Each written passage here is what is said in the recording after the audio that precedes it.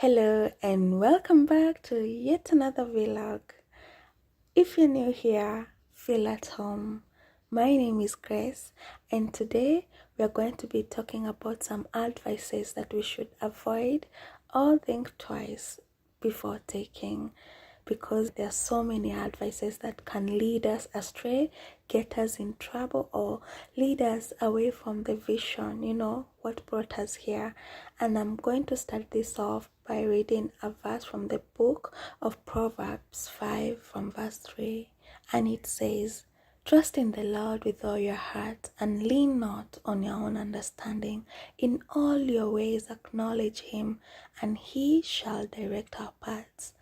This is a promise we should always hold close, because he says that if we trust in him and we acknowledge him, he shall direct our paths, and that includes making decisions. And the first one is the advice of cook and boy, or in other words, running away from contracts or from the home you are placed. Trust you me, it's not all bed of roses out here as most people may portray it. There are people who are in deep regrets, who are misguided, and now they are suffering the consequences of leaning on their own understanding and not letting God lead them. Whatever you earn, whatever you have earned with your own sweat, God shall bless that and multiply that. If that's where you're placed and you're peaceful, stay there, my dear friend. The second advice is one to convert to be a Muslim.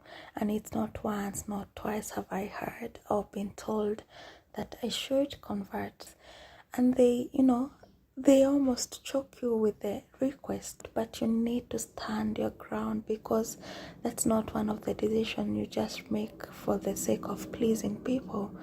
That's a decision that can affect your destiny, can affect your whole life. So because it's a religious matter, I don't want to dwell much on it, but please seek God. The third one is an advice that I've seen all over, and the alarming part is that people acknowledge it like they're proud of it. People saying that when I see money in the house, I cannot leave it. But sister, please, that which is not yours, do not take. Whether it's 1 real, whether it's that half real, don't take it. There's a lot that comes with it.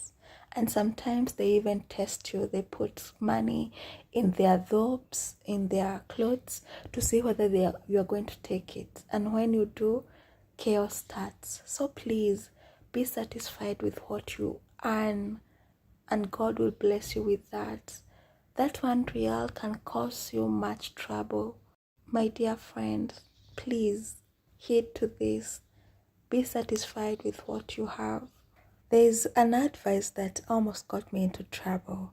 There's this house that when you're cleaning, they have the carpets all over, and they ask you to pick them up, all of them, daily, and clean.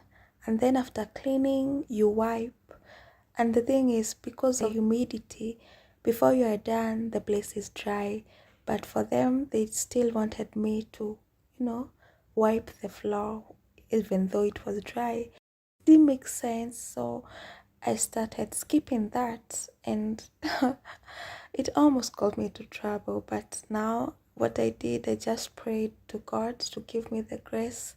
And with time, that became just a routine. There was a blessing in obeying them. So the advice of cutting corners is something that we should throw out the window, because it does not behoove us to work this hard, get paid, but not blessed, So let's ask God for the grace that makes things, easier, bearable. Okay, so the next one is wearing our boss's clothes. There's a lot of pressure in here, especially for people who have not yet accepted that they are here and working here, and they want to portray that they are elsewhere. So what happens? They take their bosses, or the members of the family's clothes, and they start taking photos and uploading. So please stop, because if you are caught, Let's do that which brought us here, because we are here just for some time. Let's not let social media and pleasing people get us into trouble. Okay? So the next one is talking back to our bosses and creating enmity with the kids.